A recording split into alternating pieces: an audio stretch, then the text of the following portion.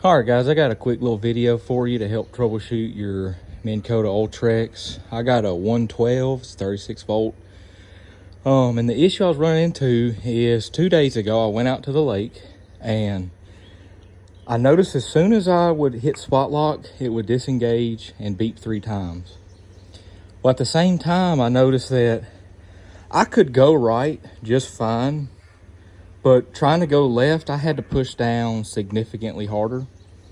And I had just bought the boat. It was actually my first Ultrex, so I didn't know what might be the issue. And I figured I'd call Minn Kota the next day.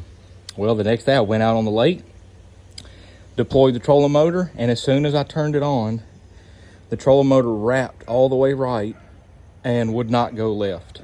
Well, it would go left, but I'd have to put 200 pounds of my body weight on this back of this foot pedal in order to make it slowly go left.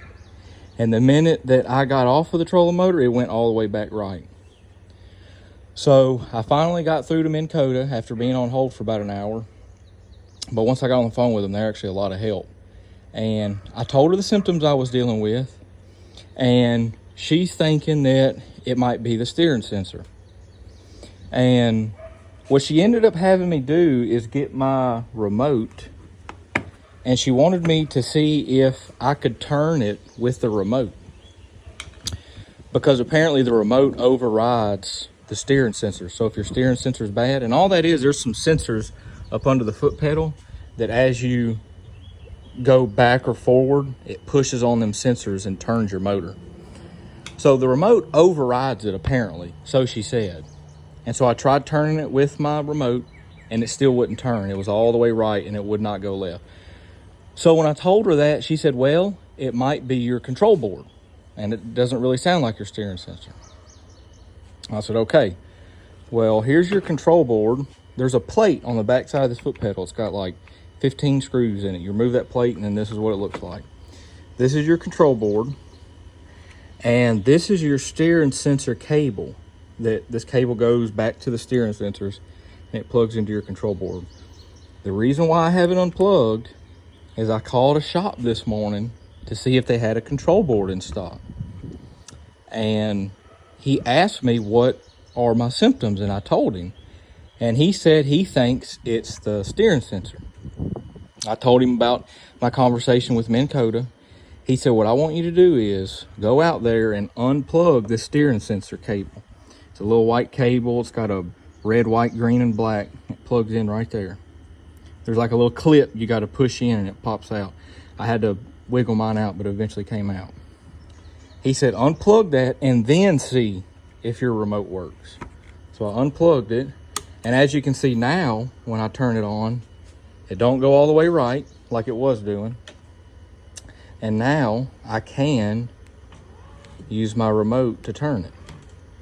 Meaning it's the steering sensor, which, side note, the steering sensor is running for about 150 bucks and the control module is running right now, he told me 300. So it saved me about 150 bucks.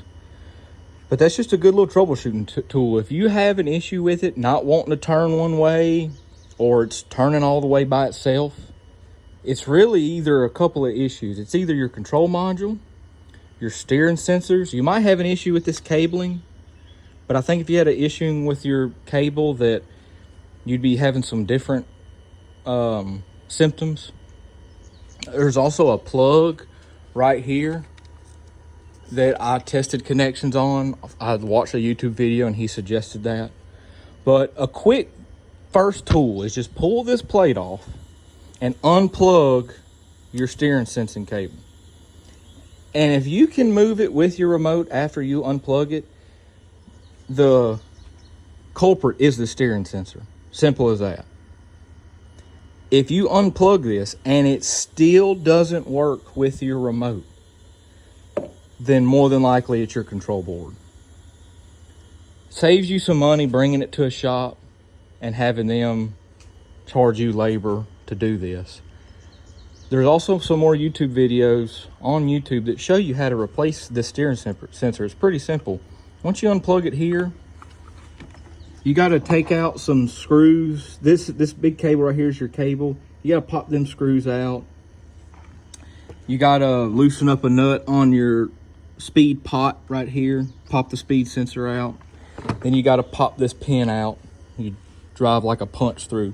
Pop the pin out. You can pull the foot off.